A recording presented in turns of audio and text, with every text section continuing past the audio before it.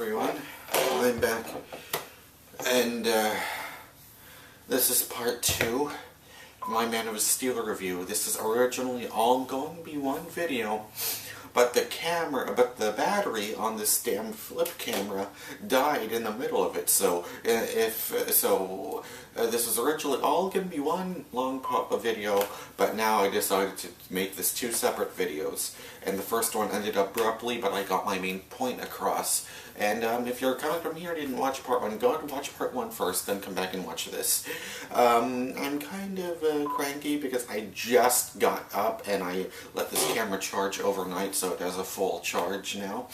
So battery should not be running out. So let's get into some spoilers now, shall we? So I thought that Man of Steel, the pacing felt a little weird. Like first he's a fisherman, and then he is and then it cuts to him in like elementary school, and then I guess it cuts to him in middle school. It all just feels very weird.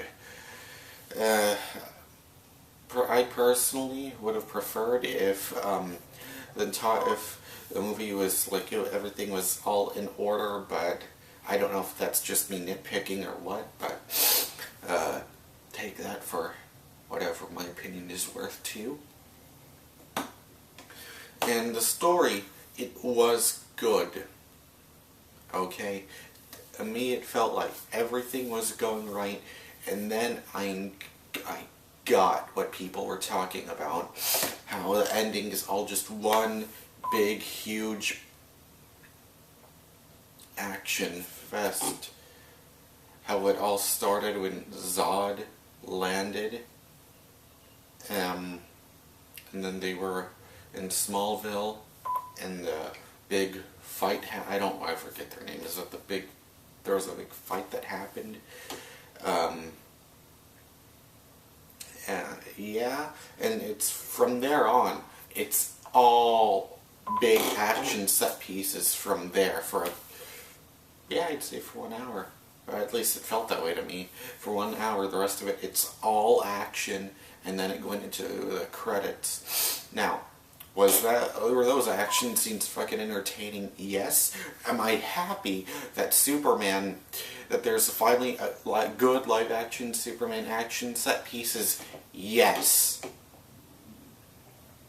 But am I happy that they sacrificed what was a good story and not being able to continue what happened after for the sake of having good action set pieces? No. So it was a trade-off, and I felt like this movie was not able to find a good happy medium between having a good story and having some awesome ass action. I mean, the story was good in the first half, but then it just stopped for action, and that was it. Like, nothing develops after that. It's all story. It's all action, action, action. Sure, I enjoyed it, but I felt like the story just said fuck it in the middle and just walked away. That's how I personally felt about it, but nonetheless, I still had fun watching this movie. And that's the thing I'm trying to get across. This is not this is not a completely god-awful, terrible piece of shit that everyone is making it out to be. This movie, it is flawed, yes, but it is not so god-awful that you shouldn't see it. I mean, that's the thing with me is I almost took the reviews to heart. Because, and that's the problem with me is, like, Bruce Parker, he told me all these reviews, and the thing is, I don't want people to tell me about reviews before I see a movie, because it subconsciously affects my enjoyment of a movie, whereas if I didn't hear about or see any reviews, and I just went into a movie and I just sat down and just watched it. That's how I personally felt about it.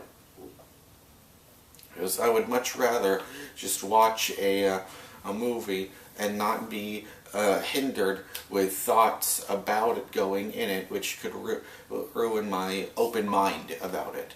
So that's, yeah, the others don't get affected, but me, I personally get affected. That's why I don't even like read or watch game reviews whenever a game comes out, because I want a clear open mind too. But I don't want to knock the guy. I mean, he's my best friend, and we've known each other since we were 4 years old. He's a brother to me. But he's already told us to before. I'm going to tell him to destroy on YouTube. Bruce, please do not tell me your reviews unless the film is a complete piece of shit. Okay. Okay. But he said this film got 55, and I just could not believe what I was hearing. How could this possibly get a 55? This film cannot possibly be as bad as everyone says it is. And it wasn't. I still had a good time watching this. I guess some people, you can never please them, but whatever, I liked it. And that's my opinion. I liked it. I had a good time with it. Excuse me.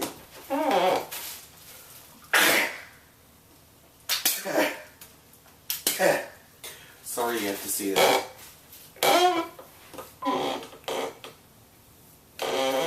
So, what did I think about the ending? Everyone kept complaining about how Zod, how Superman killed Zod at the end, and some things happen. I said, whoa, Superman does not kill people. Yes, that went through my head too, but when I looked at it at the end, it's like he really had no other choice. I mean, was he just going to let that family die there at the end?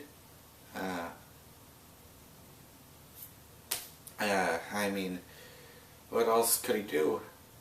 But it's kind of funny that he just snapped his neck, and we knew, like, he could have done this, like, the whole time. But I guess not. Or maybe you could have just flown him out of there. But maybe you had to just keep him in that chokehold. I don't know. And everyone was saying that Superman and Lois Lane in this film never got along. So they got along just fine. I mean, maybe the chemistry wasn't as completely 100% spot on as it was in like fucking 70s, but it looked like it was good. But it's kind of funny though how everyone just knows, at least in some parts, how everyone just knows that Clark Kent is Superman, and Lois already knows that Clark is Superman. So at the end, when he went to the Daily Planet, when he started to work for the Daily Planet, and she sees him, it's kind of funny that she already knows that, whereas we never knew that before.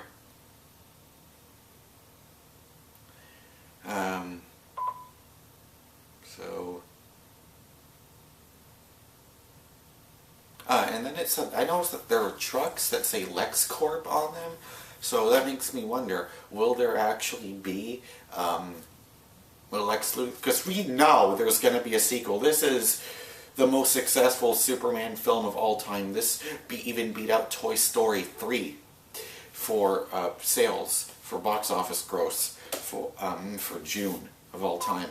Like, this made, I believe, don't quote me on this, but I believe it was 118 million. We know there's going to be a sequel, and I want to see how it does. Hopefully it can please all the fans it turned off. We don't know. But the fight scene in Smallville was good. The telegram of Russell Crowe as Jor-El, it's kind of weird seeing that, but it worked out pretty well. All the acting, it felt fine to me. But then again, I am not a serious person that really completely analyzes movies, so maybe my attitude towards it is different than others, but yeah, I'm not really that much of a movie reviewer. I just tell you how I felt about it. I don't go into extreme ass-crack detail like I do with a video game. I guess that's different because my passion is with video games and guitars, not movies. So I look at movies differently from other people. So I don't know what else to say. So this has been the spoiler part of my Man of Steel review. And, you know, so that's my opinion of it. Take it or leave it if you will. So that's it. I will see you guys next time. Bye. Sorry if this didn't make sense, but whatever.